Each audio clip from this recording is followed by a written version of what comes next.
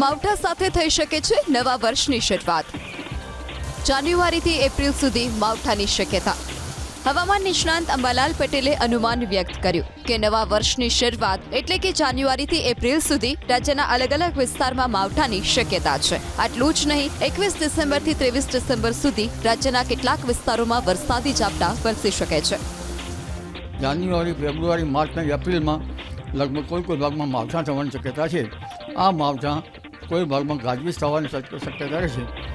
હમણાં તો તારીખ 21મી ડિસેમ્બરે લગભગ હવામાનમાં પલટો આવે અને વાદળો આવવાની શક્યતા રહેશે। ક્યાંક બૂંદાબૂંદી એટલે કે હળવા છાંટા ક્યાંક પડી શકવાની શક્યતા આગામી 21-22 તારીખમાં રહેશે। ડિસેમ્બરના અંતથી જાન્યુઆરીમાં હાડ થીજવતી ઠંડી પડવાનું અંબાલાલ પટેલનું અનુમાન છે। કાલથી 23 ડિસેમ્બર સુધી હિમવર્ષા થવાની અને 11 જાન્યુઆરી બાદ રાજ્યમાં ઠંડા પવનો હાડ થીજવતી ઠંડી પડશે। તારીખ 22, 23, 24 સુધીમાં ઠંડીનો દોર આવશે।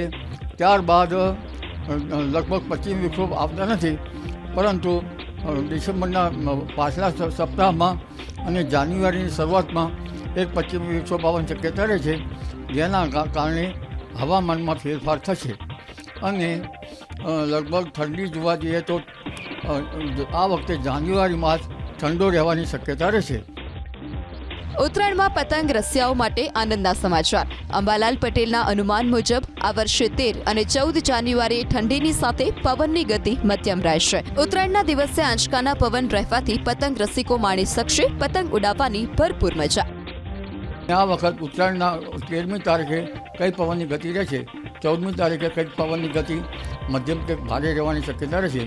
એટલે હળવા ભારે આંચકા વચ્ચે પવનોની ગતિમાં પવન રસિયાઓ નિરાશ થાય તેવું જણાતું નથી।